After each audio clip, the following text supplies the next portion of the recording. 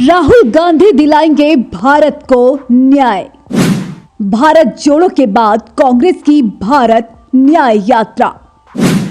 2024 से पहला राहुल का आखिरी रीलॉन्च। अगर यात्रा नहीं हुई सफल तो रह जाएगा करियर फ्लॉप। राहुल बनेंगे सियासत के स्टार या रह जाएंगे पॉलिटिक्स के पप्पू।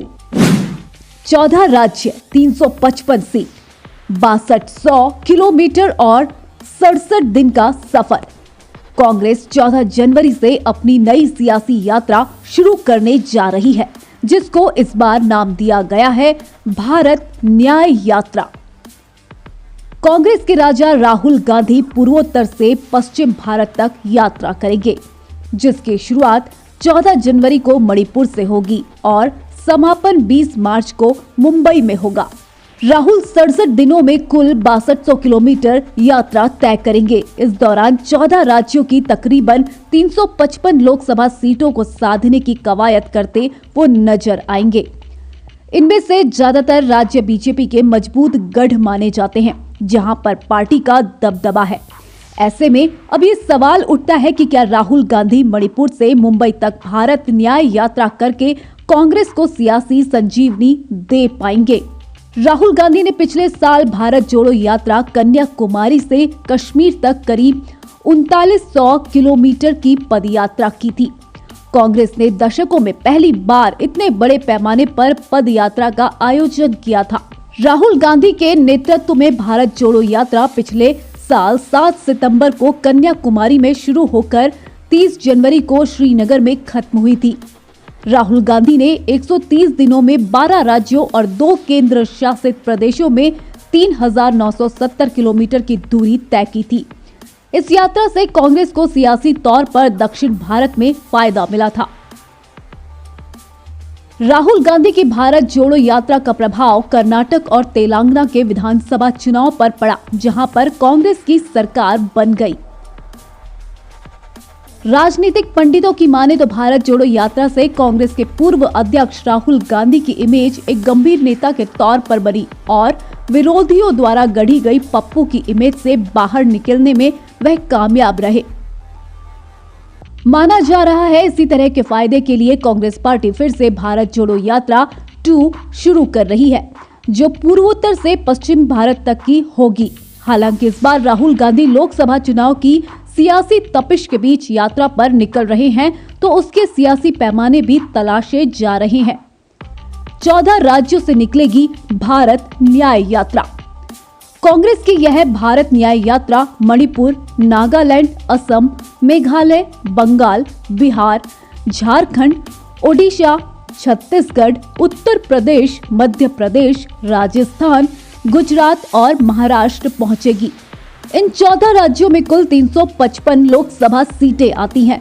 2019 के लोकसभा चुनाव के लिहाज से देखें तो इन 355 संसदीय सीटों में से बीजेपी ने अपने दम पर 237 लोकसभा सीटें जीतने में कामयाब रही थी। इसके अलावा बीजेपी के सहयोगी दलों को 45 सीटें मिली थी। इस तरह से बीजेपी के नेतृत्व वाले एनडीए ने 282 सीटें जीती थी, जो सरकार बनाने के लिए बहुमत के आंकड़े के पार था। वहीं कांग्रेस को सिर्फ 14 सीटें ही मिली थी, जबकि 59 सीटें विपक्षी के क्षेत्रीय दलों के हिस्से में आई थी। बीजेपी के सियासी किले में सेंधमारी है लक्ष्य। हालांकि बीजेपी के 2019 में रहे 2 सहयोगी अब अलग हो चुके हैं, जिसमें एक बिहार की जेडीयू और दूसरी महाराष्ट्र की शिवसेना है। लेकिन शिवसेना 2 गुटों में बंट गई है, जिसमें एक धड़ा बीजेपी के साथ है तो दूसरी विपक्षी खेमे के संग खड़ा है। इस तरह बीजेपी काफी मजबूत स्थिति में खड़ी नजर आ रही है। राहुल गांधी अब बीजेपी के इस मजबूत किले में सेंधमारी के लिए यात्रा पर निकल रहे हैं, जिसमें सामाजिक न्याय का नारा बुलंद करके वो अपना आधार मजबूत करेंगे। बीजेपी ने अभी हाल में इस रूट पर पड़ने वाले 3 राज्यों में कांग्रेस को मात देकर सत्ता पर काबिज हुई है, जिसमें मध्य प्रदेश, राजस्थान और छत्तीसगढ़ शामिल है। इससे बीजेपी के हौसले बुलंद हैं और 2024 के चुनावी जंग फतह करने के लिहाज से पुराने नेताओं की जगह नए चेहरों को कमान सौंपी गई है। साथ ही दो डिप्टी सीएम बनाकर सामाजिक संतुलन भी बनाने का दांव चल चुकी है। बीजेपी को दिल्ली की सत्ता तक पहुंचाने वाले रास्ते पर राहुल गांधी 67 दिनों तक चलकर मोदी के अभेद दुर्ग को भेदना चाहते हैं। इसके लिए राहुल गांधी आर्थिक न्याय, सामाजिक न्याय और राजनीतिक न्याय के नारे को बुलंद करेंगे। इसके पीछे वजह यह है कि बिहार, उत्तर प्रदेश, झारखंड, मध्य प्रदेश, महाराष्ट्र, राजस्थान और छत्तीसगढ़ में ओबीसी सियासत हावी है। बिहार में नीतीश कुमार जातिगत जनगणना कराकर आरक्षण की लिमिट बढ़ा चुके हैं, तो यूपी से लेकर महाराष्ट्र तक में इसकी मांग उठ रही है। उत्तर भारत की जातीय पॉलिटिक्स को देखते हुए कांग्रेस ने राहुल गांधी की मणिपुर से महाराष्ट्र तक की यात्रा को भारत न्याय यात्रा का नाम दिया है। पीएम मोदी के चेहरे को आगे करके बीजेपी ओबीसी वोट बैंक पर मजबूत पकड़ बना चुकी है। पिछले 2 लोकसभा चुनाव में बीजेपी की जीत में ओबीसी वोटर की भूमिका अहम रही है।